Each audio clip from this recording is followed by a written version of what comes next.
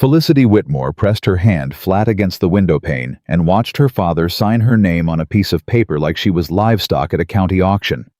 She didn't cry, she didn't beg. She simply made herself a promise right then and there that no matter what that document said, no matter what man's name appeared beside hers, she would never stop being herself. Not for debt, not for duty, not for anyone. If this story moves something in you, subscribe to this channel and follow along to the very end. Drop your city in the comments below. I want to see how far this story travels. Thanville, Virginia, July 1812. The heat that summer came down hard and stayed the kind that baked the red clay roads into something near ceramic and turned the air thick as warm wool. It had been 6 weeks since the last real rain, and the roads running south out of Thanville were rutted deep from wagon wheels and baked solid, except where a creek had jumped its bank 2 miles past the old mill bridge. There, a stretch of road roughly 40 feet long had turned to something that looked passable from a distance and swallowed wagon wheels to the axle up close. Felicity Whitmore knew that road. She had ridden it 100 times. She was returning from her neighbor Mrs. Ames's farm with a basket of dried herbs draped over one arm, and her mare Juniper walking steady beneath her. When she heard it, the sharp crack of a man's voice cutting through the afternoon heat, followed by the deep groan of a stuck carriage and the frantic stomp of horses fighting wet ground. She pulled Juniper to a stop and looked. The carriage was a fine one. Black lacquered panels, brass fittings, the kind of vehicle that cost more than her family's house, and 2 seasons of crops combined. It sat at a hard angle in the mud stretch. The rear left wheel sunk nearly to the hub, and the 2 matched bays up front were lathered and wild-eyed, yanking against their traces, and accomplishing nothing but digging the carriage in deeper. Standing in the mud beside the rear wheel, knee-deep in it, was a man. He was tall, broad through the shoulders, in a way that suggested genuine work rather than the fashionable padding some wealthy men had their tailors add. His coat, which had once been very fine, was ruined. His boots were somewhere beneath the surface. He had his shoulder against the back panel of the carriage and was pushing with everything he had, and the carriage was not moving. "Harder!" he shouted at his driver, who was hauling on the reins from up top. "Pull them left, I said." "Sir, they won't." "Then make them." Felicity sat on Juniper and watched for approximately 4 seconds. Then she swung down from the saddle, looped Juniper's reins around a fence post, picked up the hem of her skirt with both hands, and walked into the mud. "You're doing it wrong," she said. The man stopped pushing and looked at her. He had dark eyes and a jaw that could have been cut from the same red Virginia clay she was currently walking through, and his expression was one she recognized immediately, the expression of a man who had never once in his life been told by a woman that he was doing something wrong. "I beg your pardon," he said. "Your wheel is seated wrong in the rut," Felicity said, not breaking stride. She came around the back of the carriage and crouched down, getting a look at the angle of the wheel hub. "You're pushing straight back. That's just grinding it deeper. You need to angle it, come around to the side, push diagonal, and have your driver pull the lead horse right, not left. The road crown's over there. You get that wheel up onto the crown, and it'll walk right out." The man stared at her. "The lead horse," Felicity said again, louder, addressing the driver. "Pull her right." The driver, a weathered man in his 50s, who had clearly decided that anyone who walked into mud with that kind of confidence knew something worth listening to, immediately adjusted his reins. "Miss," the man began, "you want to stand here until dark, or do you want to get your carriage out?" Felicity asked him. She straightened up and positioned herself at the rear corner of the carriage diagonal angle, both hands against the panel. "On my count, 1, 2, 3. She pushed. He pushed a beat behind her, repositioning to match her angle. The driver hauled the lead mare right. The wheel scraped against packed clay beneath the mud, caught the sloped crown of the road, and the carriage lurched forward 6 inches. Then a foot. Then it came free with a long sucking sound, and the whole vehicle rolled up onto solid ground, and the horses found their footing and stood still, blowing hard. Felicity straightened up.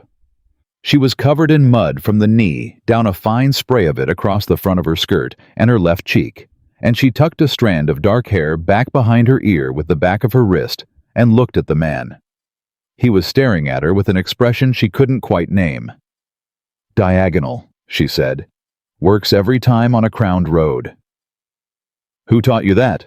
he asked. "My father used to get our wagon stuck twice a year in that same spot before we figured it out." She wiped her hands against each other, which accomplished very little. "You're not from around here." "No," he said. He was still looking at her with that unnameable expression. "I am not." "Heading south?"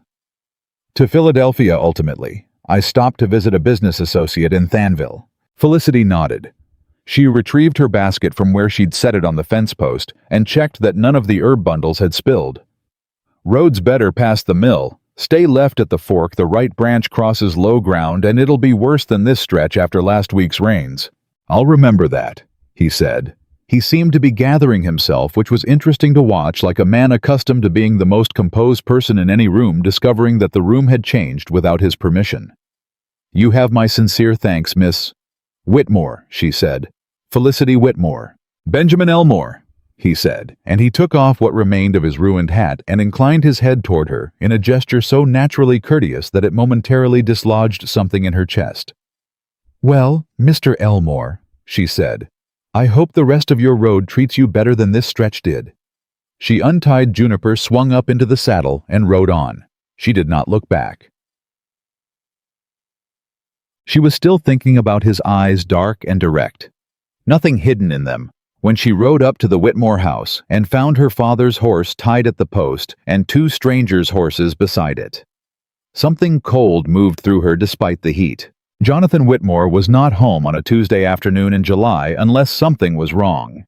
He managed accounts in Thanville 3 days a week, kept himself occupied with the business of a man who had once had considerably more business to attend to and now sustained the appearance of prosperity on increasingly hollow foundations. He was a proud man. He was also, Felicity had come to understand over the last 2 years, a man in serious financial trouble. She came inside. Her father was in the parlor with 2 men she didn't recognize. One was older, heavy-set, with the careful clothing of a lawyer or a banker. The other was younger, and said nothing, which suggested he was there to witness something rather than participate in it. Jonathan Whitmore looked up when Felicity came in, and the expression on his face stopped her in the doorway.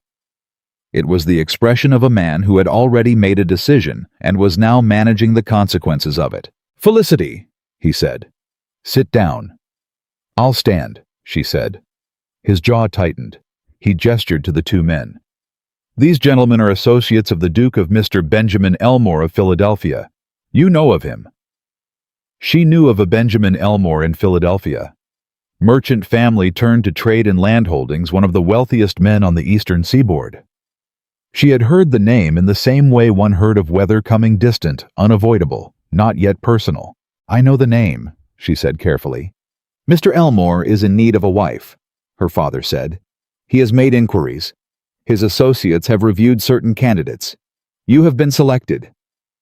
Felicity heard each sentence land separately like stones dropped into still water. "Selected," she repeated. "The terms are generous," the older man said. He had a document on the side table beside him. He did not reach for it yet. "Mr. Elmore will settle your father's debts in full. The arrangement is a formal engagement leading to marriage by year's end. You would reside at Elmore House in Philadelphia through the fall season, then at Farhurst, his estate in—" "Stop," Felicity said. Both men looked at her. Her father looked at his hands. "Papa," she said. Her voice was very quiet. "Look at me." He looked up.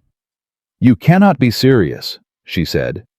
"Felicity, you are selling me." "That is not—" "You are selling me," she said again, and her voice didn't crack, which surprised her because something inside her chest had.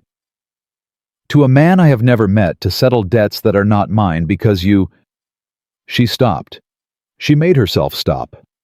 She breathed once through her nose. "How much?" Her father flinched. "That is not—" "How much, Papa?" A long pause. $14,000. $14,000. 4 times what the farm was worth. She had not known it had gotten so bad. "And he wants to marry me," she said flatly. Specifically. His associates reviewed several candidates. Her father cleared his throat. "Your reputation for sound judgment and household management was well spoken of. You were recommended." "By whom?" Silence. "By whom?" she said again. "Mrs. Ames," her father said finally. Mrs. Ames. The woman she had visited that very afternoon. The woman who had handed her dried lavender with both hands and smiled and said to come back any time. Felicity filed that away somewhere behind her sternum and made no expression about it. "I will not marry a stranger," she said. "You will," her father said, and the gentleness dropped from his voice entirely. "Felicity, there is no alternative. The note comes due in August.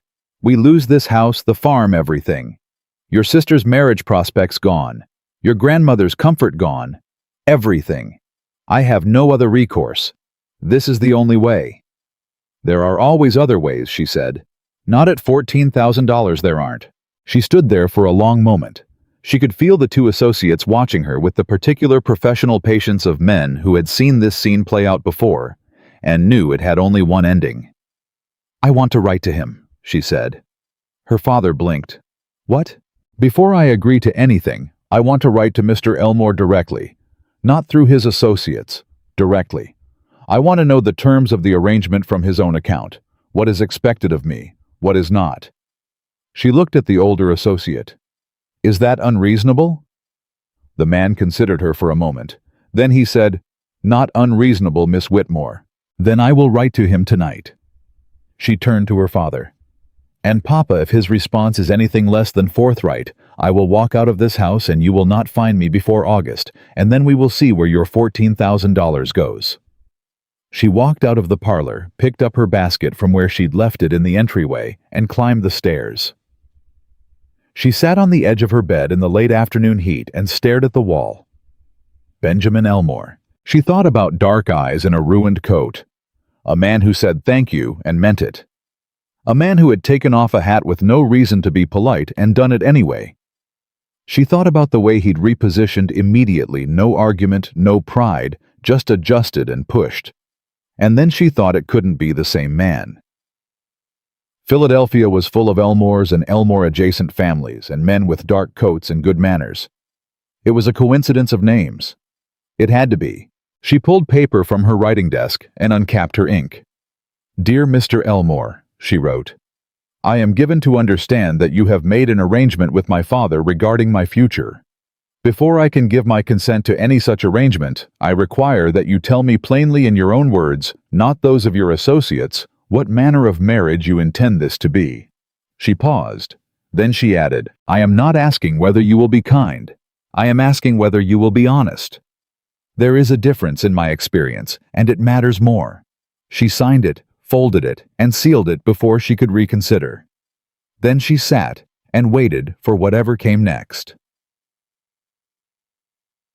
The reply arrived 4 days later. Felicity had spent those 4 days doing the work of the house and the farm as she always did. She had helped her grandmother Hortense with her correspondence. She had watched her younger sister Clara practice her embroidery and said nothing about the letter or the arrangement because Clara was 17 and had enough to carry. She had ridden the South Road twice and looked at the mud stretch both times, and both times the road was empty and the carriage was long gone. The letter came by a private courier sealed in dark wax with a crest she didn't recognize. She opened it alone in the kitchen garden, standing between the rows of summer squash in the early morning before the heat came on. "Miss Whitmore, your question deserves a plain answer, and so I will give you one. What I intend is a household, not a performance. I require a woman of sound judgment who will manage Farhurst and, in time, Philadelphia without requiring direction in every matter. I do not intend to be a companionable husband in the drawing-room sense. I travel frequently. I work constantly. I am told I am difficult. What I will offer is this complete financial independence within the household, full authority over its management, and my honest word that I will not interfere in your life beyond what our arrangement requires. I will not pretend to offer what I cannot give. That is my honesty. Whether it is enough, is your determination to make not mine. Benjamin Elmore, P.S. The road past the mill, left fork. I remembered. Felicity read the postscript 3 times. She stood in the kitchen garden, with the letter in her hand, and the early morning light coming sideways through the squash leaves, and she felt something she had not expected to feel, which was the precise, specific sensation of the ground shifting very slightly beneath her feet. The man in the mud. It was him. She folded the letter slowly. She held it against her chest for a moment, looking at nothing. Then she went inside and told her father she would go to Philadelphia. She did not tell him why she had agreed. She did not tell him about the mud or the carriage, or the way a man who could have been arrogant had simply repositioned and pushed when a woman told him he was doing it wrong. She kept that for herself. Because in a life that had just been arranged around her without her permission, the fact that she already knew something about Benjamin Elmore that no one else in this transaction knew that was hers, and she intended to use it.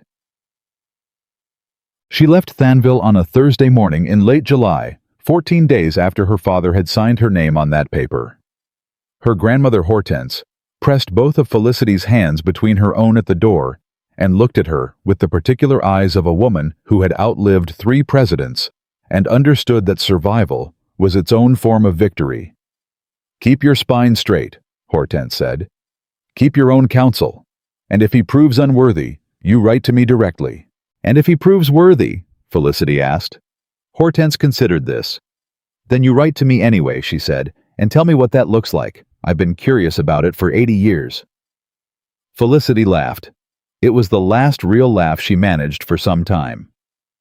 The road to Philadelphia was long and hot and uncomfortable, and she spent most of it looking out the window at the passing countryside and thinking. She thought about what Benjamin Elmore had written.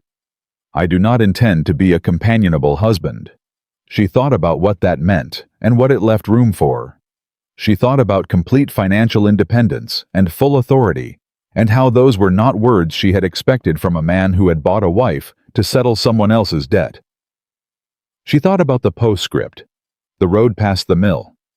Left fork, I remembered. A man who remembered small directions from a woman covered in mud and never thought to mention in that transaction that they had already met, that he already knew her name. That meant he had known when his associates brought him her name as a candidate exactly who she was, and he had said nothing to his associates. And he had written to her with honesty, and the honesty had not included that particular piece of the story. Why? She turned that question over for 200 miles of Virginia countryside. By the time the carriage rolled into Philadelphia, the noise and press and scale of it hitting her like something physical after a lifetime of Thanville, she had not answered it. But she had decided something. She would walk into Benjamin Elmore's house, and she would look him in the face, and she would know within the first 30 seconds whether the man who had taken off a ruined hat in a muddy road and said thank you. And I'll remember that was the same man she was about to spend her life beside. And if he was, she thought, gripping the carriage door as it rolled through cobblestone streets toward a house she'd never seen. Then perhaps the ground that had shifted in the kitchen garden was not falling away beneath her. Perhaps it was simply finding a new level. The carriage stopped. A footman opened the door, and Felicity Whitmore lifted her chin, straightened her spine the way her grandmother had told her, and stepped out into Philadelphia. The footman held the door open, and Felicity stepped into the entryway of Elmore House. The house was large. She registered that the way one registers weather as a fact, not a feeling. What she registered as a feeling was the quiet. For a house this size in a city this loud, the quiet inside it was almost aggressive. Her boots clicked against the floor, and the sound went everywhere, bounced back from places she couldn't see, and no one answered it. A woman appeared from the far end of the hall. She was perhaps 60 precise in her movement, with the particular expression of a housekeeper who had managed difficult households and intended to go on managing them.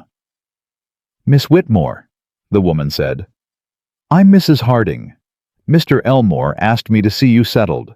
He's been detained this afternoon. He'll receive you at dinner." Felicity looked at her steadily. "Detained by what?" Mrs. Harding paused. She had not expected the question. "Business, miss." "What sort of business?" Another pause, shorter this time. Something shifted in Mrs. Harding's expression, not quite respect, but its precursor. "He'll explain himself at dinner, I expect." "I expect he will," Felicity said. "Thank you, Mrs. Harding." She followed the housekeeper upstairs, and she catalogued everything she noticed. Not the furnishings, she didn't care about furnishings, but the people. A maid in the upper corridor who dropped her eyes too quickly. A manservant at the top of the stairs who watched her with open curiosity and didn't bother to hide it. The general atmosphere of a household that had been running on routine for a long time without anyone particularly in charge of its spirit. Her room was generous. The window faced the back of the house. She stood at it for a moment, then turned away. She had 3 hours until dinner. She used them. She walked every floor of Elmore House that wasn't locked. She introduced herself to the kitchen staff, who were startled enough by the introduction that they answered her questions honestly.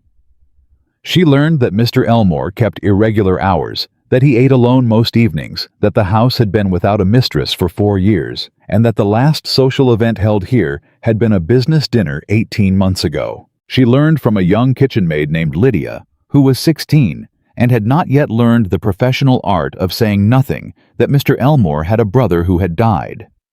That his name had been Michael. That Michael had been the one who filled a room. "Mr. Elmore fills a room too," Lydia added quickly, as though she'd said something disloyal. "Just differently." "How differently?" Felicity asked. Lydia thought about it. "Michael filled it warm," she said finally. "Mr. Elmore fills it quiet." Felicity considered that. "Quiet isn't empty," she said. Lydia looked at her with the expression of someone who had not considered that possibility. "No, miss," she said slowly. "I reckon it ain't." Felicity thanked her and went upstairs to dress for dinner. She wore the best of what she'd brought, which was modest by Philadelphia standards and exactly what she intended. She was not going to perform. She was not going to dress herself up like a woman who had no idea what was happening to her and hope a man found her charming. She already knew something about Benjamin Elmore that he did not know she knew, and she was going to walk into that dining room as herself and let the evening tell her what she needed to know. Mrs. Harding showed her in. Benjamin Elmore was already standing. He had cleaned up considerably from the Virginia roadside. The ruined coat was gone, replaced by something dark and well-fitted, and his boots were intact, and his hair was ordered. He looked in the way of a man in his natural setting, completely composed. He looked at her and went very still. Felicity met his eyes across the dining room table, and she watched him recognize her, and she said nothing. "Miss Whitmore," he said. His voice was the same as she remembered, steady, nothing wasted in it. "Mr. Elmore," she said. She sat down. There was a silence. It wasn't uncomfortable exactly. It was the silence of two people who both knew something and were deciding independently how to handle the fact that they knew it. He picked up his wine. "I owe you an explanation," he said. "You owe me honesty," she said. "Which you already promised, so yes." His mouth did something that wasn't quite a smile. "When my associates brought me your name," he said, "I had already met you. I knew who you were before I agreed to the arrangement." "I know," she said. He looked at her. "The postscript," she said. "Left fork. You remembered it well enough to write it down. A man who was a stranger to me wouldn't have known what that meant." He set down his wine. "I should have told you in the letter." "Yes," she said. "Why didn't you?" A long pause. "Because I didn't want you to agree to come for the wrong reason," he said. "If you came because you had a favorable impression of a man you'd met in the mud, that's not an informed decision. I wanted you to decide based on what I actually told you about what this marriage would be." Felicity looked at him for a long moment. "That," she said, "is either very principled or very calculated. I haven't decided which." "It can be both," he said. "Yes," she said. "It can." She picked up her fork. Dinner was of all things easier than she'd expected. He didn't try to charm her, and she didn't try to impress him, and they talked with the directness of two people who had already seen each other at something less than their best and were past the performance of first impressions. He asked about her grandmother. She told him about Hortense's 80 years of practical wisdom and watched him listen in a way that suggested he was actually listening, not waiting for her to finish. She asked about his business. He told her without the vagueness that wealthy men often deployed around women about the land holdings and the trade arrangements, and the current trouble with a partner in Boston who had been producing fraudulent inventory records for 18 months. "How do you know they're fraudulent?" she asked. "Because the numbers don't line up," he said. "The volume he's claiming and the actual weight of goods received. I've been running the figures for 6 weeks. Have you confronted him?" "Not yet. I need one more shipment's records to confirm it." She thought about that. "If he knows you're watching—" "He doesn't," Benjamin said. "How can you be sure?" He looked at her. "I'm careful." She held his gaze for a moment. "What's his name?" "The partner." "Why?" "Because I'd like to know who to distrust when you introduce me to your business associates," she said evenly. Something moved through his expression then. Not surprise quite, but something adjacent to it. Like a man recalibrating. "Hargrove," he said. "Edmund Hargrove." She committed it to memory. "Thank you." After dinner, he walked her to the bottom of the stairs in that particular way that indicated the evening was concluding. "Miss Whitmore," he said. She turned on the second step so that their heights were more level. "I want to tell you something plainly," he said. "I'd prefer that to everything else," she said. "I know what this arrangement is," he said. "I know it wasn't your choice. I know your father put you in an impossible position, and this was the only exit he left you. I'm not going to pretend otherwise." She watched him. "But I'd like—" He stopped. He started again. "I'd like if you're willing to make something better of it than its origins suggest." She stood on the second step in the quiet house and looked at Benjamin Elmore, and she thought about a man repositioning in the mud without argument. About a postscript. About "I am told I am difficult." About a house that ran on routine without spirit. "I'm willing to be honest," she said. "Whether it becomes something better depends on what you mean by better." "Fair enough," he said. She went upstairs. She lay in the dark of her room in Philadelphia for a long time and looked at the ceiling. Outside, the city moved and made its noise. Inside the house was its particular aggressive quiet. She was not afraid. She had expected to be more afraid. What she felt instead was something she didn't have a precise word for. It sat in her chest, between caution and something else. Something that recognized with the stubbornness of a person who notices what she notices. That the man downstairs had just told her the truth about a thing he had no obligation to tell her, and had asked for nothing in return. She turned over and closed her eyes. Tomorrow, she would begin. What she didn't expect was how much she would need to begin. She spent 3 days at Elmore House before they left for Farhurst. In those 3 days, she met 6 of his business associates, attended one social call with a Philadelphia matron named Mrs. Calloway, who evaluated Felicity with the thoroughness of a woman assessing property, and witnessed Benjamin Elmore in 2 professional meetings from which she had not been excluded. He had simply not sent her away, and she had stayed. She learned things. She learned that he was formidable in a negotiation, unhurried, precise, impossible to rattle. She watched a man try to rattle him on the second day, a heavy-set merchant who raised his voice in the study, until the windows seemed to feel it, and Benjamin sat across the desk with his hands folded and waited until the man ran out of volume, and then said 3 sentences that ended the meeting. She learned that his household staff respected him without being particularly fond of him.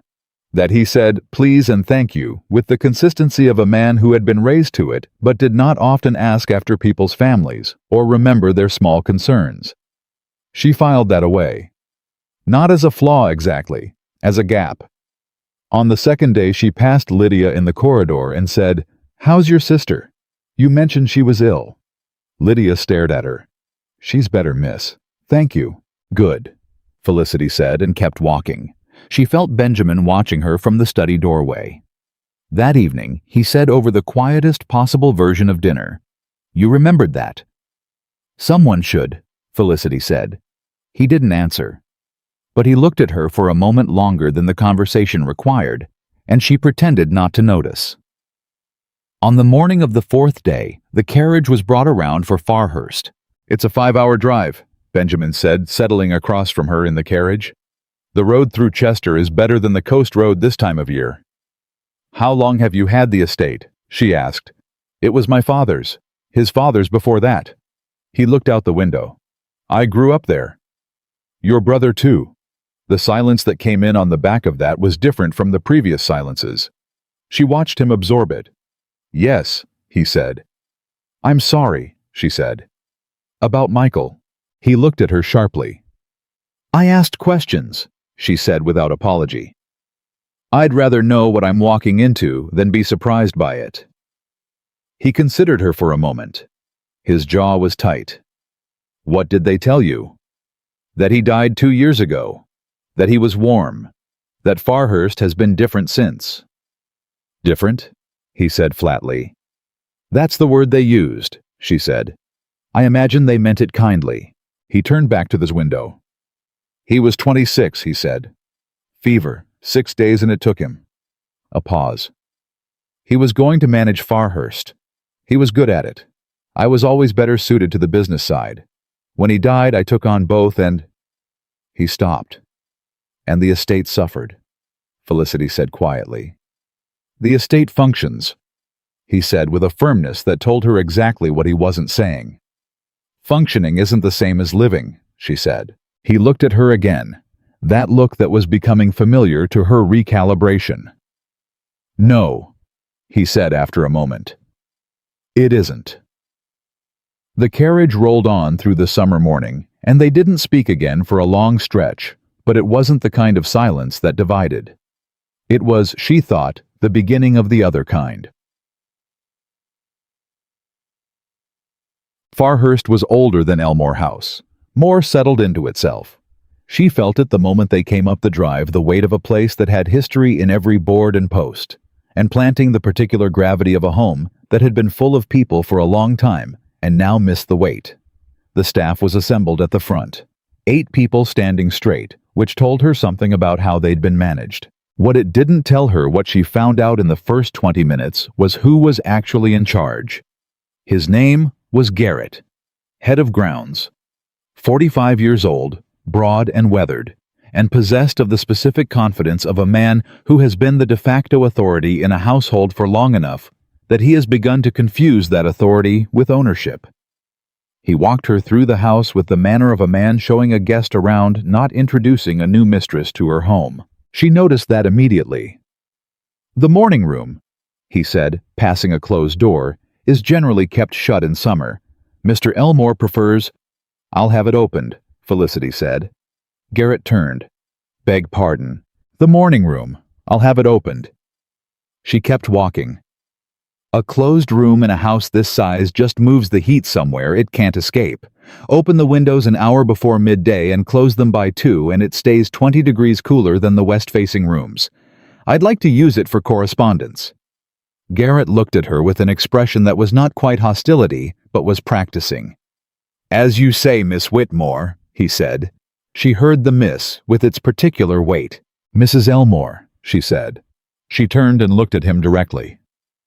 "We're not married yet, but we will be, Mr. Garrett, and I'd appreciate it if the staff understood that from the beginning, rather than needing to relearn it in 3 months." The silence was brief. "Of course, ma'am," Garrett said. She turned back and continued down the corridor. She heard behind her the sound of a man adjusting. She had found the same sound no matter what language it was made in. That evening, Benjamin found her in the morning room, which had been opened per her instructions, and was indeed significantly cooler than the rest of the house. She was at the writing desk with a household ledger that Mrs. Harding had provided, running her finger down columns of figures. "You found the ledger," he said. "Your food expenditure is twice what it should be for a household this size," she said without looking up. "Either your supplier is overcharging you or someone is adjusting the figures. I'll know which by tomorrow." He stood in the doorway. She could feel him looking at her. "I've had that ledger 3 months, he said. "I know. Mrs. Harding told me." "And you found that in—" 40 minutes, she said. "The entries for June have a different hand than May. Not a different person, someone writing differently, carefully, which means they knew someone might eventually look. Benjamin crossed the room. He stood beside her and looked at the ledger. She showed him the columns without comment. A long pause. "Garrett manages the household accounts," he said. "Yes," she said. Another pause. "That's a serious accusation." "It's a serious discrepancy," she said.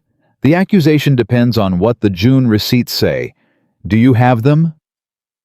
He looked at her for a moment that she felt very precisely in her ribs. Then he went to the cabinet behind the desk and produced a folder of papers. He set it on the desk beside the ledger. She opened it. She found June's receipts. She laid them against the ledger entries.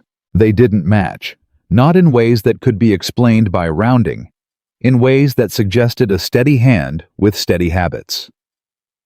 8 months, she said quietly. At least. Benjamin stood very still. "Do you want to handle this?" she said. "Or would you prefer I do?" He looked at her then, and it was a different look than any of the ones before. Something in it had dropped its professional composure by about 3 degrees, which on Benjamin Elmore was equivalent to someone else losing their composure entirely. "I'll handle it," he said. "Tonight? Tomorrow morning." His jaw had gone to the same angle she'd seen when she asked about Michael, but harder now. "Tonight, I need to verify with the supplier directly." She nodded. She closed the ledger. She stood up from the desk and picked up her candle. "Miss Whitmore," he said. She turned. "How did you know to look?" he said. It wasn't quite an accusation. It was something more genuine than that actual curiosity, the kind that admits it doesn't know something. Different handwriting in the same book. "She said usually means someone was careful in June who wasn't careful in May. And the only reason to be careful is if something changed." She paused. "What changed in June, Mr. Elmore?" He looked at her. "I announced the engagement," he said slowly. She nodded. "Someone got nervous," she said. "About a new set of eyes." She walked out with her candle, and she heard nothing behind her. For a long moment, just Benjamin Elmore standing in the morning room she had opened with a ledger she had found holding the answer to a question that had been bleeding him quietly for 8 months. Then she heard him move quick and decisive toward the study. Quote, "The household felt different the next morning. She couldn't have said precisely why if asked to account for it. There was nothing visibly altered. No announcement, no confrontation yet, in the open. But something had shifted in the air of Farhurst, in the same subtle way that air shifts before weather. She was in the kitchen garden before breakfast, learning the layout of it from Mrs. Harding's assistant, a quiet woman named Bess, when she heard boots on gravel behind her. She turned. It was Garrett. He stood at the garden gate with an expression she recognized now for what it was: a man who had heard something the previous night, or suspected something, and had come to take the measure of the threat. "Mrs. Elmore," he said, and the title came out differently than it had the day before. Carefully. "Mr. Elmore was asking for you." "Thank you," she said. She said something brief to Bess and walked toward the gate. Garrett didn't move to let her through immediately. She stopped. There was a moment, just a moment, where two people understood each other without a word. She held his gaze and kept her expression entirely neutral. "You've got no cause to look at accounts that don't concern you," he said quietly. His voice was low enough that Bess couldn't hear. "A new mistress who starts making accusations before she's even—" "Mr. Garrett," she said. Her voice was very quiet, very level. "Move away from the gate." His jaw worked. "I'm not going to say it again," she said. He moved. She walked past him into the house. Her pulse was running about 20 beats faster than usual. She let herself feel that on the inside, and showed nothing on the outside, because a woman who had just walked into a situation considerably more complicated than a debt arrangement and a stranger in the mud did not have the luxury of letting people see where her edges were. Benjamin was in the study. He looked up when she came in, and his eyes went to her face with a sharpness that told her he was already reading her. "Garrett came to find me," she said. "I know." His voice was flat.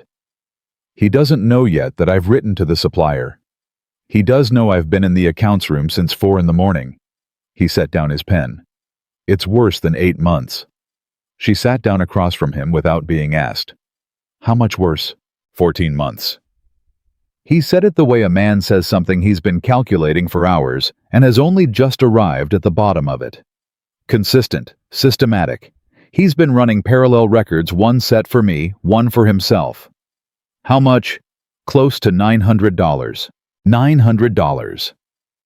She did not react visibly. Internally, she thought about what $900 meant, and then she thought about the particular cold deliberateness of a man who had worked a household for years and had watched its owner grieve and used that grief as cover. What will you do? She said. Confront him today. Dismiss him. Report it to the county sheriff. He looked at her. And I am going to do something I should have done 18 months ago, which is actually look at what's happening in my own house. She held his gaze. Thank you, he said.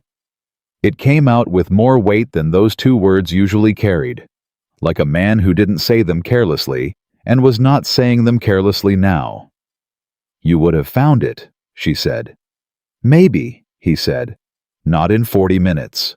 There was a pause between them that was longer than usual and quieter than usual and had a different quality to it, the quality of 2 people who have just done something together and are registering separately that it went differently than expected. I should tell you, he said, that this is not what I intended your first week here to be. What did you intend? She asked. He seemed momentarily at a loss, which she found, despite everything, slightly satisfying. Something quieter, he said. Quiet isn't always useful, she said. I believe we established that. He looked at her, and this time the thing that moved across his face was something she was fairly certain he hadn't intended her to see. It was not quite a smile. It was the closest thing to a smile she had seen from Benjamin Elmore, and it was entirely involuntary, which made it against her better intentions the most compelling thing about him so far. She looked away before he could notice her noticing. I'll be in the morning room, she said. When you're done with Garrett, I'd appreciate knowing the outcome. She stood and walked out, and she didn't let herself feel anything about that almost smile until she was well down the corridor and around a corner. Then she let herself feel it, just for a moment. Just long enough to acknowledge that this was not going the way she had prepared herself for it to go. And then she put it away and picked up the household ledger and went to work.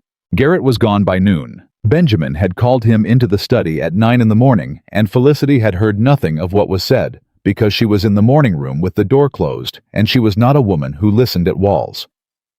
What she knew was the result. Garrett walked out of Farhurst with his personal belongings in a canvas bag, and did not say goodbye to anyone.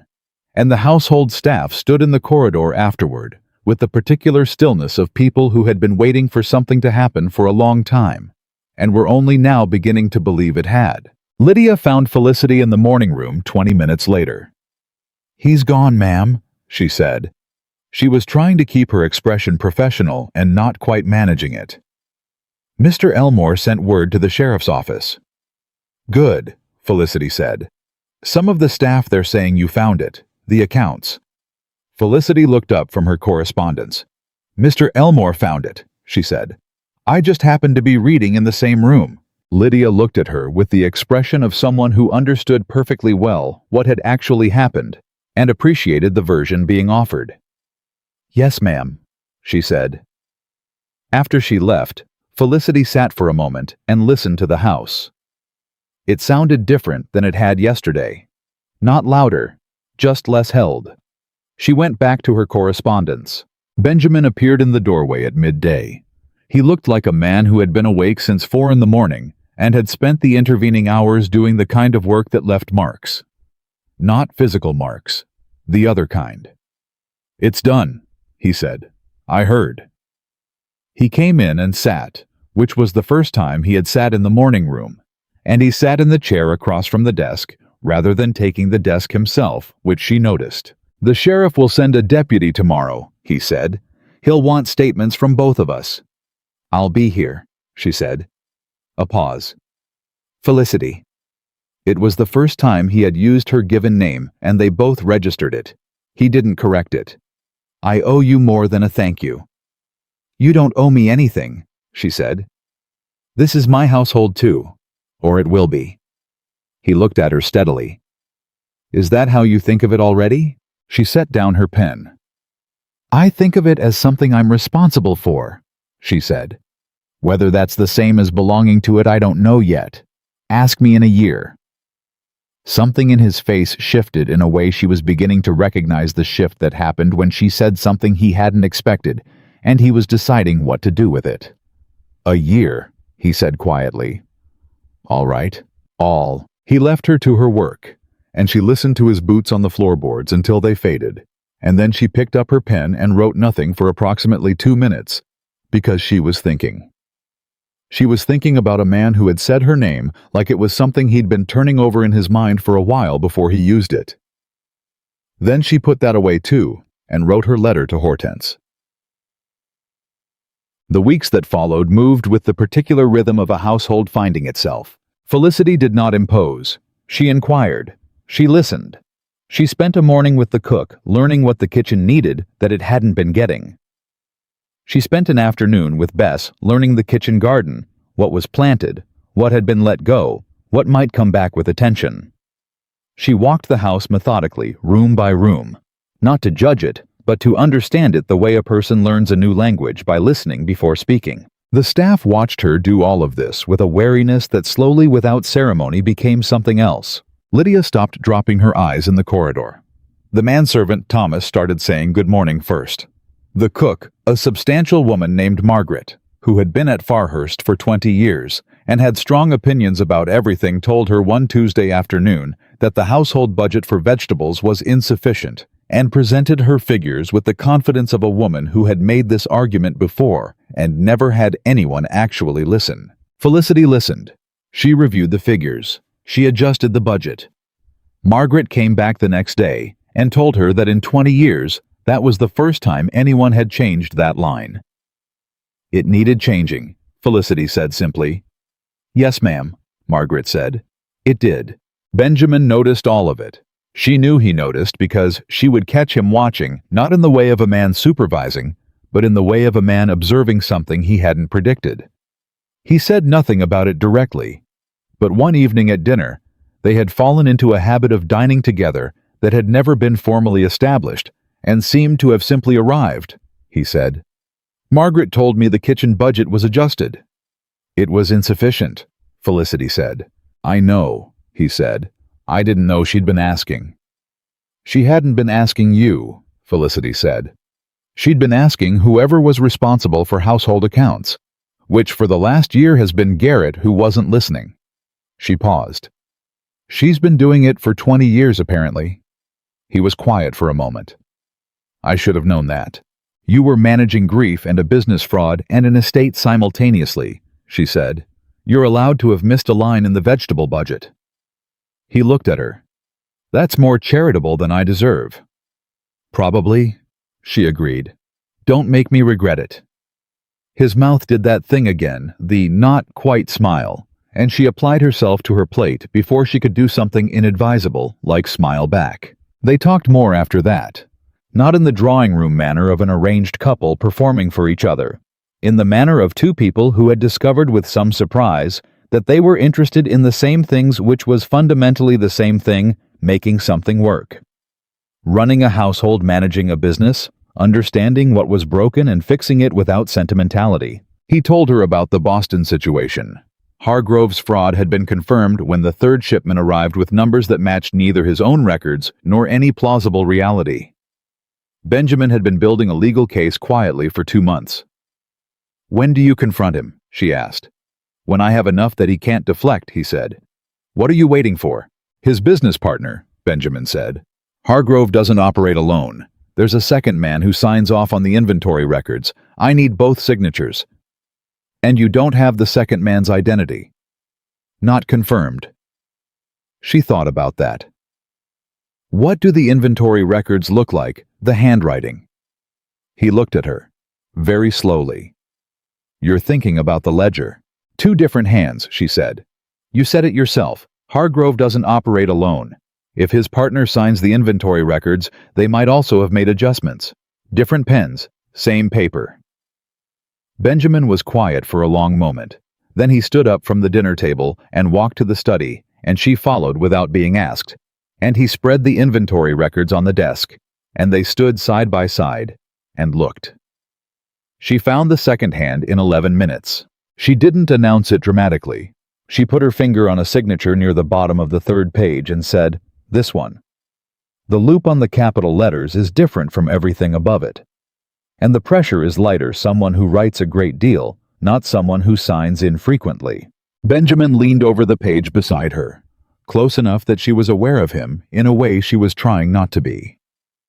"Alderman Reese," he said quietly. "He's a public official. He signs every commercial document that comes through the Boston Trade Office. Which means his signature wouldn't look unusual on an inventory record," she said. "Which means no one would look twice at it," Benjamin said. His voice had gone very quiet. "He's been hiding in plain sight for 2 years." Silence. "You have enough now," she said. "I have enough," he agreed. She straightened up from the desk. He straightened up beside her. They were standing closer than they usually stood, and neither of them moved away immediately, and the moment lasted approximately 3 seconds longer than it needed to, before she stepped back and said, "You should write to your solicitor tonight." "Yes?" he said. He was looking at her in that way again. She was getting better at not acknowledging it. "I'll write tonight." She went to bed. She lay in the dark thinking about the inventory records and the second handwriting, and the fact that somewhere in the last hour she had stopped thinking of this as Benjamin Elmore's problem and started thinking of it as theirs. That was new. She wasn't sure yet whether it was good new or complicated new. She suspected it was both. The first letter from her father arrived on a Wednesday morning 3 weeks into her time at Farhurst.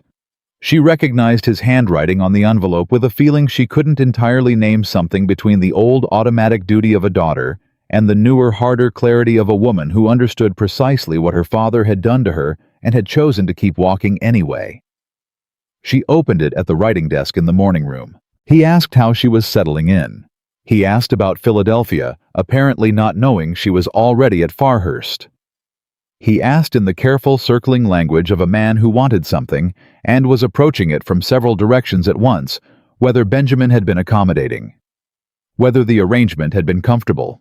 And then, at the bottom of the second page, in the plainest language in the letter, he was asking for $200. A small difficulty had arisen. It would be a private arrangement between family, nothing that needed to involve Mr. Elmore directly. Felicity set the letter down on the desk. She sat with it for a moment. Then she picked it up, folded it, and put it in the drawer. She did not tell Benjamin about it that day. She told herself she needed to think about it first. That was true. But the other true thing, the one she sat with more honestly that evening, was that she didn't want him to see what her father was. Not yet. She didn't want the shape of Jonathan Whitmore, desperate, self-deceiving, willing to send his daughter like a transaction, and then come back for additional funds from the transaction, to define how Benjamin Elmore looked at her. She knew that was pride talking. She told herself to set it aside. She was still working on setting it aside when her father arrived at Farhurst 4 days later, without warning. She heard the carriage before she saw it from the upper floor, where she was reviewing the linen inventory with Bess. She looked out the window and recognized the hired carriage's lean to the left and her father's particular way of descending from a vehicle, as though it had been specifically arranged for his convenience, and she felt something cold settle into the base of her stomach. She was downstairs in 4 minutes. Her father was already in the entrance hall, hat in hand, talking to Thomas with the manner of a man who was accustomed to being welcomed into houses. "Papa," she said.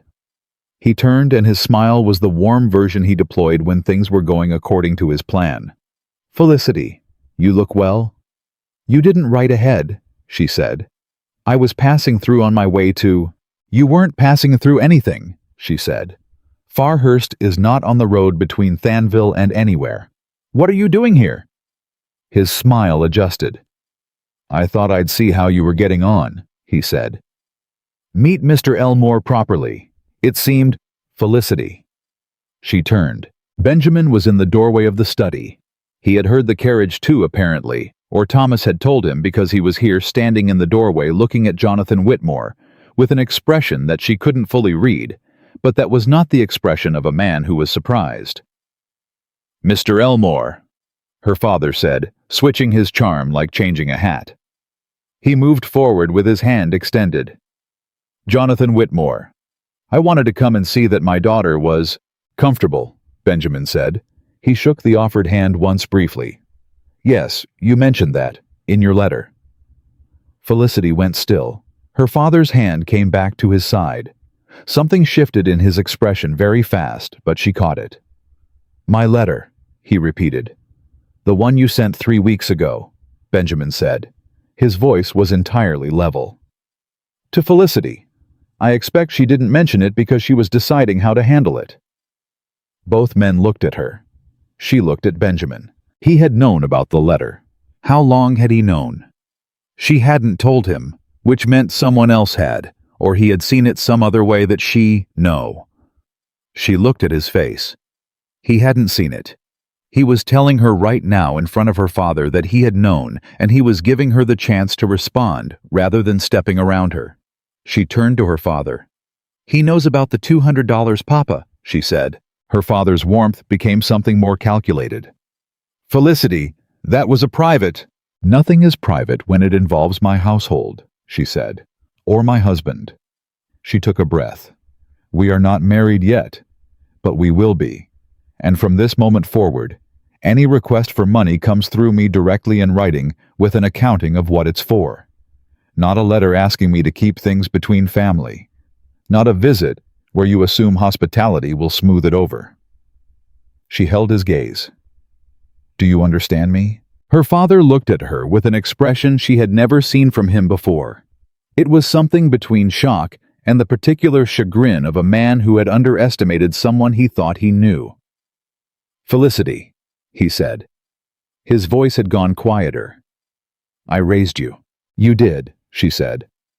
"And then you signed my name on a document, so we are starting fresh, Papa, from here." She paused. "You are welcome to stay the night. We'll have a proper dinner and I'll show you the house. And in the morning we'll talk about what Clara needs for her schooling, because I know that's part of what the money was for, and I'd like to help with that through a legitimate arrangement." He stared at her. "But not like this," she said. "Not ever like this again." The silence in the entrance hall was the loud kind. Then Jonathan Whitmore did something that surprised her. His shoulders came down just slightly. The calculation left his face, and something older came in behind it, something that looked for just a moment like the man he might have been before the debt and the pride had accumulated to their current weight. "All right," he said quietly. "Thank you," she said. She looked at Benjamin. He was watching her with that steady attention of his, and his expression had the same quality it had in the morning room the first night and in the study over the inventory records 3 degrees below composure, which was as close to open as she had ever seen him. "Mrs. Harding will show you to a guest room, Mr. Whitmore," he said. "Dinner is at 7. He went back into his study. Felicity stood in the entrance hall with her father, and she breathed once slowly, and the cold thing in her stomach had gone.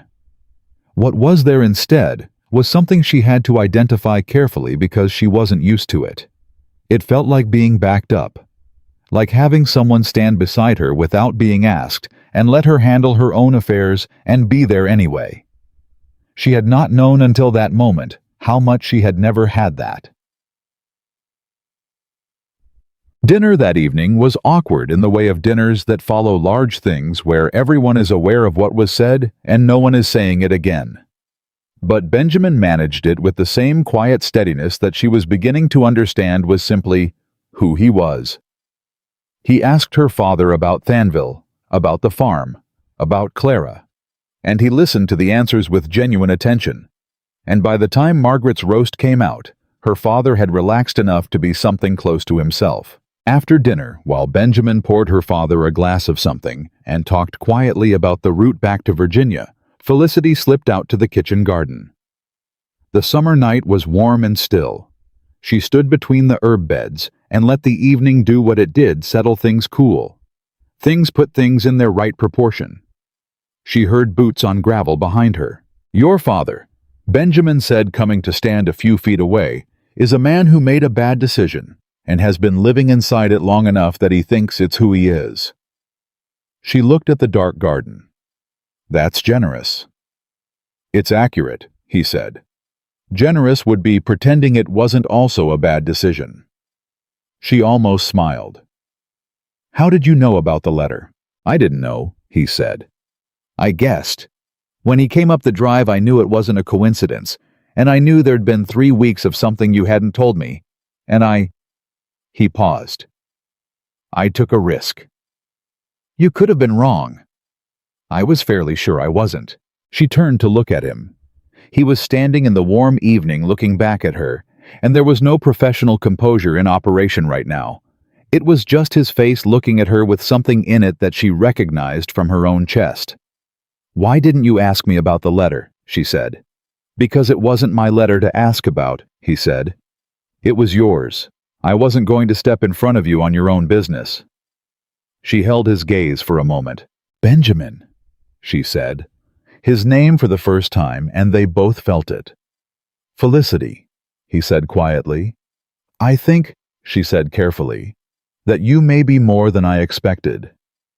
His jaw moved slightly. "I told you I was difficult." "You did?" she agreed. "You didn't mention the rest." "What rest?" She looked at him for one more moment. This man who had stood in the entrance hall and given her back her own confrontation without making it his, who had sat beside her over inventory records at midnight, who had used her name like it meant something the first time he said it. "We should go in," she said. "My father will wonder." "Yes," he said. Neither of them moved immediately. Then she walked back toward the house, and he walked beside her, not behind her, not ahead. And when the light of Farhurst came on them through the windows, she could feel the summer air doing that thing it did near the end of July, carrying the first trace of something cooler underneath the heat, suggesting that everything was slowly turning. She didn't know yet what was coming. She knew her father would leave in the morning, and the sheriff's deputy would come, and Benjamin would build his case against Hargrove and Alderman Reese, and the household would keep settling into itself around her. And she would keep learning what Farhurst needed and what Benjamin Elmore needed, and none of it would be as simple as she'd thought. But she knew this 3 weeks ago. She had stood in a carriage in Philadelphia and looked at a man across a dining room table and decided to be honest and see what honesty returned. What it had returned was this. A man who stood beside her in the entrance hall while she told her father the truth. A man who said her name like it cost him something. A man who was quiet and difficult and completely stubbornly present. She stepped into the light of Farhurst. The house was warm and the staff was settled, and somewhere in its walls it was just beginning to have the sound of somewhere people lived. Her father left on a Thursday morning with a handshake for Benjamin and a long look at Felicity that said more than he had managed to say at dinner. She watched the hired carriage roll down the Farhurst Drive and felt something release in her chest. Not grief, not relief exactly, but the particular easing of a tension that had been present so long she had stopped noticing it as tension and had started treating it as weather. Benjamin stood beside her on the steps until the carriage was out of sight. "He loves you," he said. "He's just not very good at it." "No," she said. "He isn't." A pause. "Most people aren't," Benjamin said. She looked at him sideways. He was watching the empty drive with an expression that was not quite about her father, and she understood without needing to ask that he was thinking about Michael. About a man who had been good at love, or at least good at warmth, and who was gone, and whose absence had left Benjamin managing both sides of something that was meant to be shared. She didn't say any of that. She just stood beside him until he turned and went back inside, and then she followed. The sheriff's deputy arrived at 10 that morning, a methodical man named Aldous, who took statements with the unhurried thoroughness of someone who understood that careful paperwork was the difference between a conviction and a dismissed case. He sat with Felicity in the morning room for 40 minutes and asked about the ledger and the receipts and the timeline of what she had found and when. She answered everything precisely. He wrote it all down. When he was done, he looked at her across the desk and said, "Ma'am, you found 14 months of fraud in 40 minutes." "The handwriting changed," she said. "That's all it was." "Yes, ma'am," he said, in the tone of a man who understood that "that's all it was" doing a great deal of work in that sentence. Benjamin walked him out. When he came back, he stood in the morning room doorway with his arms crossed, leaning slightly against the frame, and said, "He asked me if you'd had legal training." "What did you tell him?" "I told him you'd had a Virginia upbringing and a practical education," he said, which seemed accurate. "It is," she said. He looked at her for a moment. "Thank you," he said. Again. "You can stop thanking me," she said. "I didn't do it for gratitude." "I know," he said. "That's partly why I keep saying it." She turned back to her correspondence before he could see what her face did with that. August arrived the way it always did in Virginia, without asking permission, and with maximum conviction. The heat came back heavier than July, the kind that made the afternoon hours impossible for anything requiring thought or movement. And Farhurst settled into the slow rhythm of a household conserving itself against the worst of it. Mornings for work, afternoons for stillness, evenings for the business that required a cooler head. It was in this slower August rhythm that Felicity began to understand Benjamin Elmore in ways that the urgency of July hadn't allowed. She learned that he was up before anyone else in the house always, and that he went to his study first thing, not because he was industrious in the aggressive way of men who work to prove something, but because the early morning quiet was when he thought best, and he protected it. She learned this because she was also up before anyone else for the same reason, and they had been occupying opposite ends of the house in mutual pre-dawn silence for 2 weeks, before they discovered each other in the kitchen one morning at 5:30, both reaching for the coffee pot simultaneously. They stood there for a moment. "You're always up early," he said. "So are you?" she said. A pause. He poured 2 cups without being asked. She sat down at the kitchen table without ceremony, which was not the table they usually shared, and he sat across from her, and they drank coffee in the kitchen, in the dark, before the house woke up. It became a habit without either of them formally establishing it as one. In those early mornings, she learned things that dinner conversation didn't carry.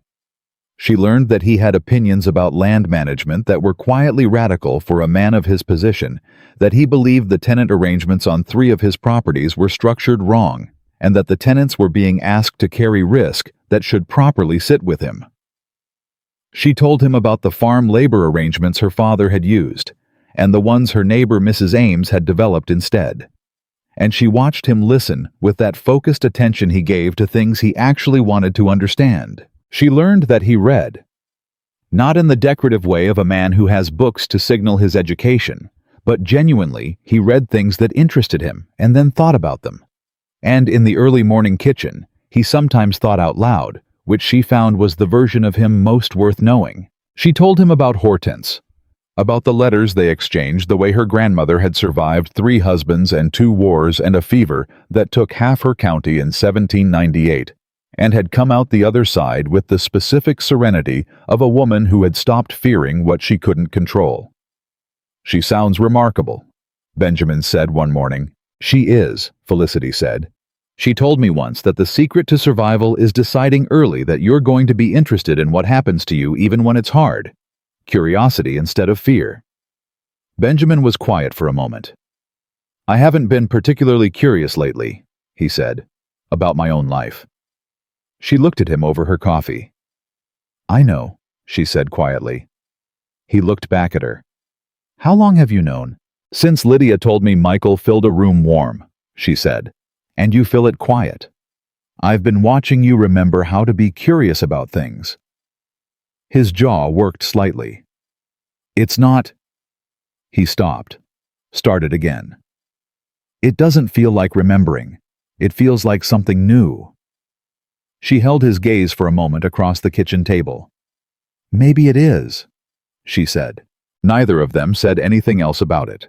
But when she stood to go upstairs and begin her day, he said her name, and she turned and he said, "I'm glad you pushed the carriage diagonal." She laughed. It came out before she could decide about it, a real laugh, not a polished one. "So am I," she said.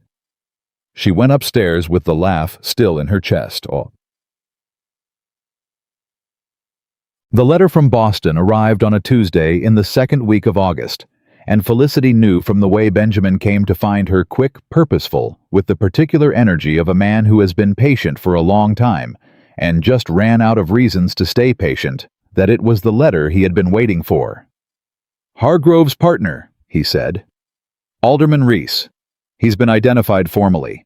My solicitor has the second signature confirmed by 2 independent document experts." "You have enough," she said. "I have everything," he said. "I'm going to Boston." She looked at him. "When?" "Friday. I'll be gone 10 days, maybe 2 weeks." She nodded, already calculating what the household needed to manage in his absence, which agreements were pending, which tenants had outstanding concerns. "I'll write to the Chester tenants about the arrangement restructuring before you leave," she said. "The Harmon family especially, they've been waiting 3 weeks for a response." He looked at her with that arrested attention. "You remembered the Harmon family." "You mentioned them in early August," she said. "Unfair risk distribution. I wrote it down." He was quiet for a moment. Then, "I haven't thanked you for the tenant work." "You thanked me twice today already," she said. "I told you to stop." "I'm overriding that," he said. "You can't override Felicity." His voice was quiet, but it had something in it that stopped her. "I've been running this estate for 2 years. Before you arrived, the kitchen budget was wrong. The household accounts were being robbed. The tenants were waiting months for responses, and I was eating dinner alone in a house with 12 rooms and not noticing that any of it was wrong." He held her gaze. "Thank you." She sat with that for a moment. "The house was quiet," she said finally. "Quiet can make things invisible." "Yes," he said. "It can." Another moment. The morning room was full of late summer light and the sound of the house going about its morning, and Benjamin Elmore was standing across from her, looking at her in the way he had in the kitchen at 5:30, when he said it feels like something new. "Come back from Boston," she said. It came out more plainly than she'd intended. He heard it that way. "I will," he said. "I'll write when I have the hearing date." She nodded. He left. She sat at her desk for a moment after he was gone, and she let herself feel clearly, and without management, that the idea of 10 days at Farhurst without him in the early morning kitchen and in the study doorway and at the dinner table was something she did not particularly want. Then she picked up her pen and wrote to the Harmon family. He had been gone 4 days when the second letter from her father arrived.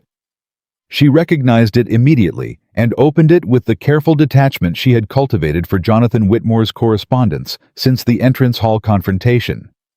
She read it standing at the kitchen garden gate in the morning, the way she'd read Benjamin's first letter in Thanville. It was not a request for money. It was worse than that. Her father had received a visitor in Thanville, he wrote. A man from Philadelphia who had asked about Felicity's situation at Farhurst, about her relationship with Benjamin, about whether Benjamin Elmore was in her father's opinion a man she had married of her own free will, or a man who had arranged an acquisition. The man had identified himself as a business associate. He had been polite. He had left a card. Her father had copied the name. Edmund Hargrove. Felicity read that name twice. Then she folded the letter and stood in the kitchen garden for exactly 90 seconds, which was how long it took her to understand what she was looking at. Hargrove knew about her. He knew about her father, about the debt arrangement, about the terms of the engagement. He had gone to Thanville and asked questions that were designed to produce a specific answer, that this marriage was transactional, that Felicity had no genuine standing in Benjamin's household, that an accusation of coercion or manipulation could be made to look credible if the right picture was painted. He was building a counter case before the Boston hearing. He was going to try to discredit Benjamin through her. She went inside and wrote to Benjamin's solicitor in Philadelphia in one draft, no corrections, because she didn't have time for corrections. Then she wrote to Benjamin directly in Boston at the address he'd left with Thomas. Hargrove has been to Thanville. He spoke with my father. He is building a case around our engagement, the terms, the debt, the arrangement. I believe he intends to use our circumstances to imply coercion or improper conduct on your part before the hearing. My father's letter gives specifics. I am sending a copy to your solicitor tonight. I want you to know that if he asks me for a statement, I will give one. My own in my own words, without direction from anyone. Hargrove will find that the picture he is painting does not survive contact with the woman he is painting it about. Come home when you can, but finish it first. She signed it, sealed it, and sent it by the fastest available courier. Then she sat back and thought about Edmund Hargrove, a man she had never met who had decided she was a useful instrument and had gone to her father's house to make her one. She thought about that with the particular cold clarity she reserved for problems that required complete attention. He had chosen wrong. He had gone to Thanville expecting to find a frightened woman or a resentful one, someone who could be made to say the right things with the right pressure. He did not know that Felicity Whitmore had told her father the truth in an entrance hall with Benjamin Elmore watching and had not flinched once. He did not know what she was. He was about to find out. Benjamin's reply arrived 3 days later. Brief, precise, and carrying the compressed quality of a man managing significant pressure with limited time. I received yours and the solicitor's letter simultaneously. The hearing is moved to next Wednesday. Hargrove's legal team filed a motion this morning that references your father's financial situation and the terms of our engagement. They are arguing that you were coerced, which they believe undermines my character as a witness. My solicitor needs your formal statement, your own words as you said. Can you come to Boston? She read it once. She called for Thomas and told him to have a carriage ready by 7 the next morning. Then she wrote to her solicitor she had engaged her own quietly 3 weeks ago because she was Felicity Whitmore, and she did not enter situations without preparation, and told him she needed him in Boston by Wednesday. Thomas appeared in the morning room doorway. Ma'am, the carriage will be ready. Thank you, Thomas. Ma'am. He hesitated. Will you be all right, going to Boston alone? She looked at him, this man who had watched her arrive as a stranger and had started saying good morning first and now was standing in a doorway asking if she would be all right. I'll be fine, Thomas, she said. Thank you for asking. He nodded and withdrew. She looked at the morning room, the opened windows, the adjusted household accounts, the letter from Hortense on the corner of the desk telling her she sounded well, and was there something in particular making her sound that way? The morning room that had been closed and is now open. She stood up. She packed her own bag, which Lydia tried to help with, and she gently redirected, because packing her own bag was the kind of thing she needed to do herself, when she was about to walk into a legal confrontation in a city she had been in twice in her life against a man who had gone to her father's house to make her small. She packed it carefully. She chose what she wore with care, not to impress, but to be seen accurately. She was not a transaction. She was not a frightened daughter sold for $14,000. She was Felicity Whitmore, and she had found the fraud in the kitchen accounts and the second signature on the inventory records, and she had told her father the truth in his face, and she had drunk coffee in a kitchen at 5 in the morning with a man who was learning how to be curious about his own life again. She was going to Boston, and she was going to tell the truth, and the truth was going to be enough. She closed her bag. She went to bed early and slept better than she had any logical reason to. She arrived in Boston on a Tuesday evening, traveling 15 hours with 2 changes of horses and Margaret's cold provisions and Hortense's voice in her head saying curiosity instead of fear, child curiosity instead of fear. Benjamin met her carriage. She hadn't expected that. She had expected a solicitor's clerk or a footman or no one. Instead, it was Benjamin himself, standing in the early evening with his coat dusty from his own travel, and his face carrying the drawn quality of a man who had been working without enough sleep and was doing it anyway. He opened the carriage door before the footman reached it.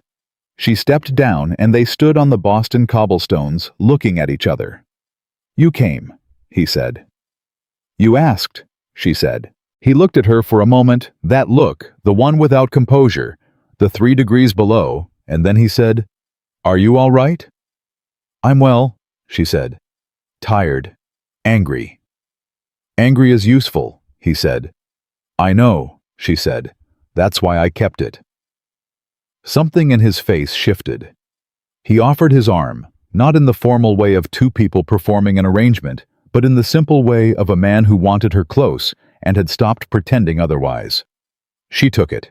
They walked into the hotel together, and she was aware that they looked for the first time like what they were going to be, two people who had chosen each other out of the material of something that had not been a choice and had made it real anyway.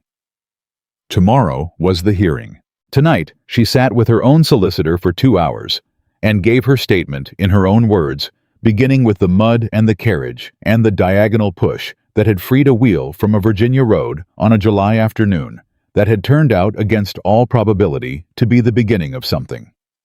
The solicitor wrote down everything she said. He told her when she was done that it was the clearest statement he had taken in 20 years of practice. She thanked him and went to her room and wrote to Hortense.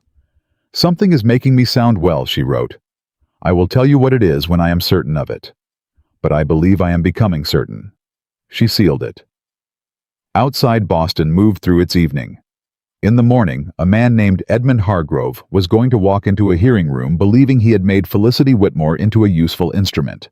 She blew out her candle. She was ready. The hearing room was smaller than she'd expected. She had built it up in her mind during the carriage ride and the sleepless hours and the 2 hours with her solicitor, and the reality of it was a plain room with plain chairs and a table at the front where 3 men sat with documents and expressions of professional neutrality. She took her seat beside her solicitor and folded her hands in her lap and breathed. Benjamin was across the room with his legal team. He looked at her when she came in. She gave him a single nod, steady, certain, and he held her gaze for 1 moment before turning back to his papers. Hargrove arrived 7 minutes late. She had not seen him before. She had built a picture from what she knew: the fraudulent records, the inventory manipulation. The visit to her father's house and the man who walked in was both exactly what she expected and somehow smaller. Medium height, well-dressed, with the careful grooming of a man who understood that appearance was argument. He had a legal team of 3 and the particular composure of someone who believed he had already won. He glanced at her when he sat down. His eyes moved over her the way a man's eyes move over something he has already assessed and categorized. She looked back at him with complete stillness and let him understand that she had not been categorized correctly. The proceedings opened. The presiding official, a federal magistrate named Holt, who had the unhurried manner of a man who had seen every variety of commercial fraud and was not going to be rushed through this one, outlined the charges. Falsification of commercial records. Misrepresentation of inventory values. Defrauding a business partner of approximately $11,000 over 22 months. $11,000. Benjamin's solicitor had revised the figure upward from the initial estimate. 22 months of careful, systematic theft. Hargrove's legal team opened with what they had: the engagement, the debt, the $14,000. They laid it out with the practiced efficiency of men who had constructed a narrative and were confident in its architecture. Benjamin Elmore had purchased a wife to settle a family debt. The woman in question had no independent standing, no genuine agency in the arrangement, and her testimony regarding household accounts, the discovery of the Farhurst fraud that had preceded this case, was therefore the product of a directed search rather than independent observation. Benjamin had coached her. Benjamin had used her. Benjamin was a man whose business relationships were characterized by coercion and manipulation, and the court should weigh his testimony accordingly. It was well constructed. She gave them that. Magistrate Holt looked up from his papers. "Is there a responding statement regarding the engagement?" Her solicitor stood. "There is, sir, from Miss Whitmore herself." Hargrove's lead counsel was on his feet immediately. "Sir, the witness is not. She is a party to the arrangement being characterized," her solicitor said calmly, "and she has requested the opportunity to speak to that characterization in her own words. I believe that is her right." Magistrate Holt looked at Felicity. "Miss Whitmore, you wish to address the court?" She stood. "I do, sir."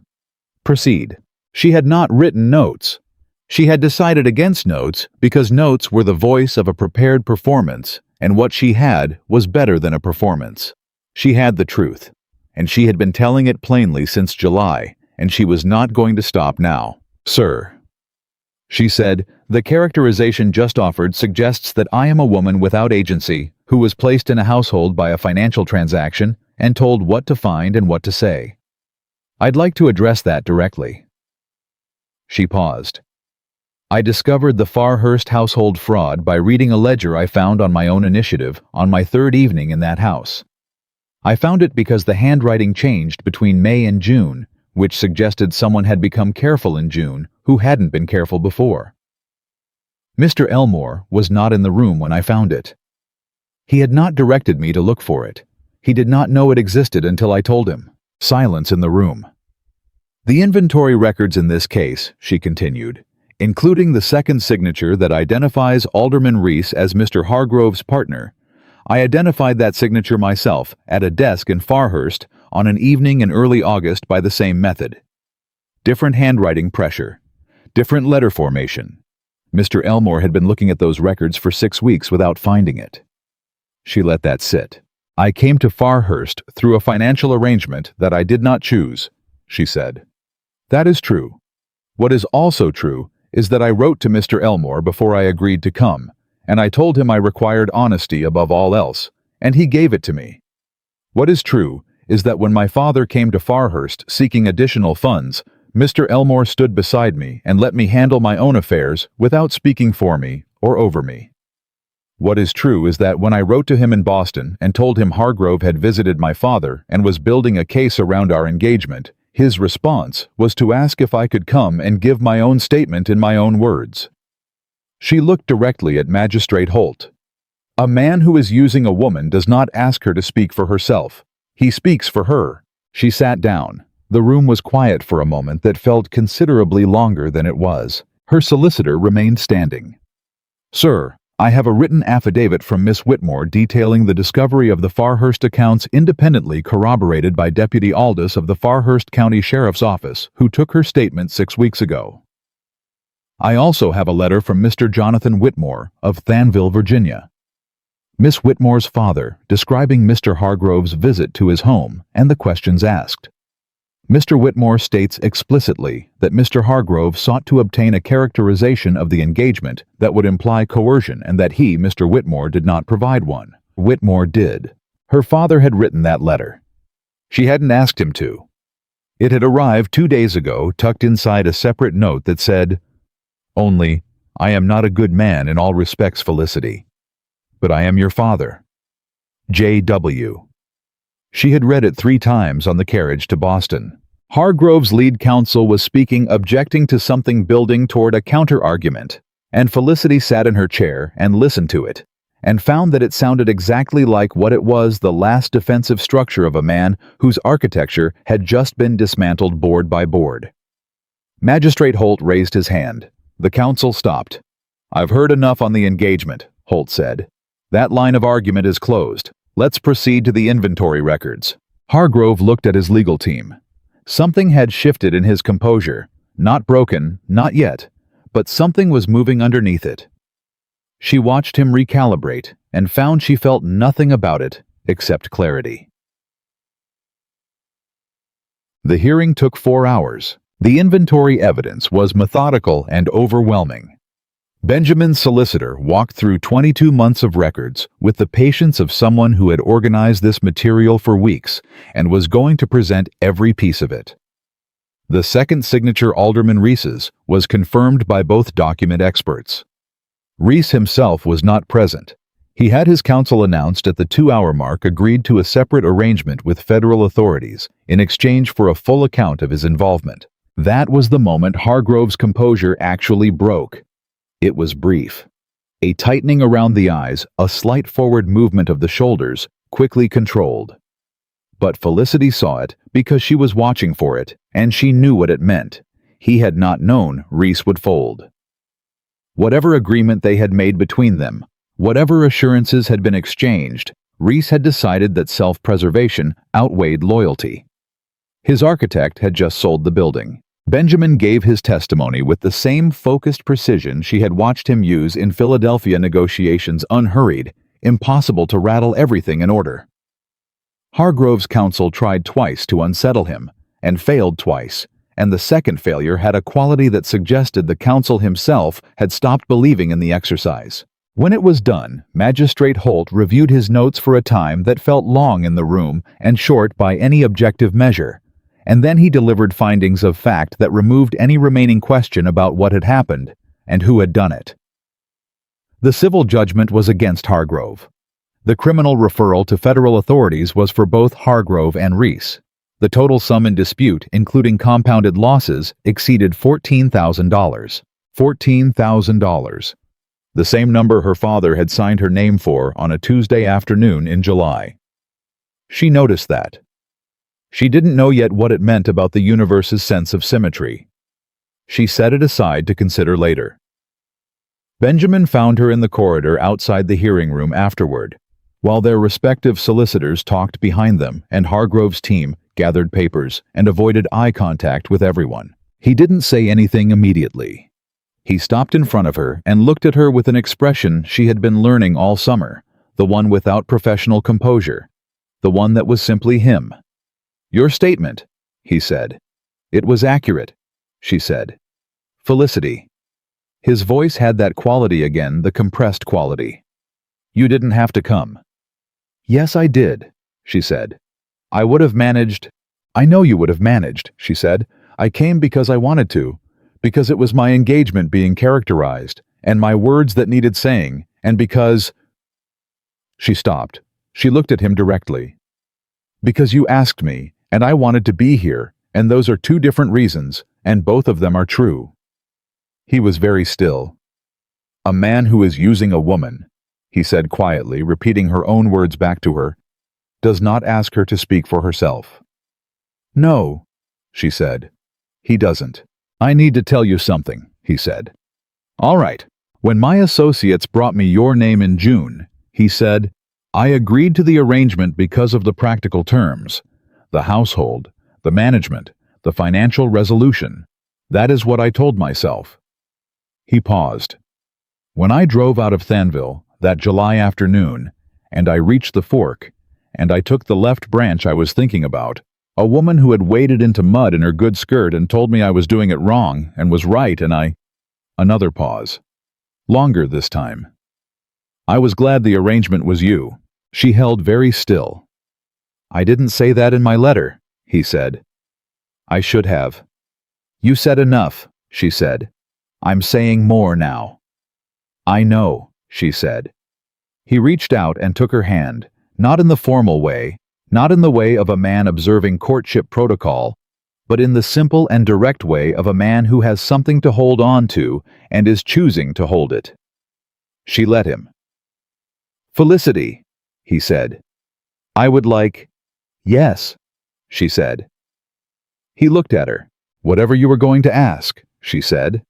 "Yes." His mouth curved, not the almost smile, not the involuntary almost smile she had been collecting all summer, but the full thing, rare and certain, and entirely his. "I was going to ask if you wanted to get out of this corridor," he said. "Yes," she said. "I do." They walked out of the building together into the Boston afternoon, and she was still holding his hand, and neither of them let go. Date. They were married in September at Farhurst, on a morning that arrived with the first cool edge of autumn underneath the last warmth of summer. Hortense came from Thonville, in a carriage she declared entirely too modern and comfortable, and spent the entire ceremony watching Felicity's face with the expression of a woman who has waited 80 years to see what worthy looked like and has finally got her answer. Clara cried and pretended she wasn't. Jonathan Whitmore stood in the front row and was quiet and present and shook Benjamin's hand afterward with both of his, which was for him everything. Lydia and Thomas and Margaret stood in the back, and Margaret cried openly without pretending anything because she was Margaret, and had opinions about everything, including which things deserved tears. The ceremony was short and plain, and said exactly what it meant. Afterward, in the quiet of the morning room, their morning room, The one with the opened windows and the writing desk and the household ledger that had started everything. Benjamin took both her hands and said, "I want to tell you something." "You keep saying that," she said. "And then you say things worth hearing." "Michael would have liked you," he said. It came out simply without build-up in the way of a man who has been carrying something and has decided to set it down gently rather than drop it. He would have said, "You're the kind of person who opens closed rooms and doesn't explain why, because it's obvious." She looked at him for a moment. "He sounds like someone I would have liked too," she said. "Yes," Benjamin said. "He was." A pause. She turned one of his hands over in hers, looking at it, the hand that had pushed a carriage out of Virginia mud, that had spread inventory records on a desk that had taken hers in a Boston corridor. "He's part of what made you," she said. "That means he's part of what I came to. I don't think that's something to carry. I think it's something to keep." He looked at her with the open expression she had learned to look for all summer. The expression that was simply him, nothing managed, nothing performed. "Curiosity instead of fear," he said. She smiled. "My grandmother's going to be unbearable about being right," she said. He laughed. A real one, full and unhurried, the kind she hadn't heard from him before, and recognized immediately as something she intended to keep hearing. 1 year later, Farhurst was unrecognizable in the way that mattered. Not the walls or the windows, or the weight of old timber and old history. Those were the same. What was different was everything that lived inside them. The kitchen garden had been expanded, and Margaret had opinions about every new addition and was happy about all of them. The tenant arrangements on the 3 properties Benjamin had wanted to restructure had been renegotiated with Felicity in the room for every conversation, and the Harmon family had sent a letter in October that said simply, "We didn't know it could be fair.